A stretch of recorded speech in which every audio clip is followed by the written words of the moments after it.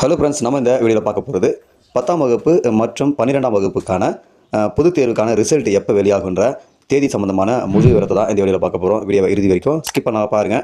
Video பார்க்கறதுக்கு முன்னாடி நீங்கள் இந்த சேனல் ஒன்றும் சப்ஸ்கிரைப் பண்ணலாம், கீழே இருக்கிற கலர் சப்ஸ்கிரைப் பண்ணி கிளிக் பண்ணிக்கங்க. கூடவே பக்கத்தில் இருக்கிற பெல் ஐக்கான் கிளிக் பண்ணிக்கங்க.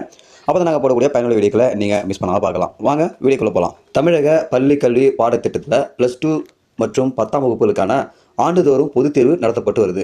இதில் +2 வகுப்புகளுக்கான பொதுத் தேர்வு கடந்த மார்ச் 1ஆம் தேதி முதல் 22ஆம் தேதி வரை நடைபெற்றது.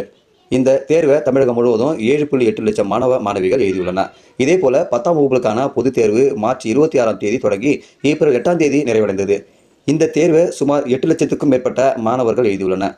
இதனிடையே +2 மற்றும் 10ஆம் வகுப்பு பொதுத் தேர்வு விடைத்தாள் திருத்தும் பணி அண்மையில் நிறைவேற்றது. தொடர்ந்து மதிப்பெண்களை கணினியில் பதிவேற்ற பணி தற்போது நடைபெற்று வருது. இந்த நிலையில் ஏற்கனவே அறிவித்தபடி மே 6ஆம் தேதி 12ஆம் வகுப்புகளுக்கும் மே 10ஆம் தேதி 10ஆம் வகுப்புகளுக்கும் பொதுத் தேர்வு முடிவுகள் வெளியிடப்படும் என்று பள்ளி கல்வித்துறை தெரிவித்துள்ளது.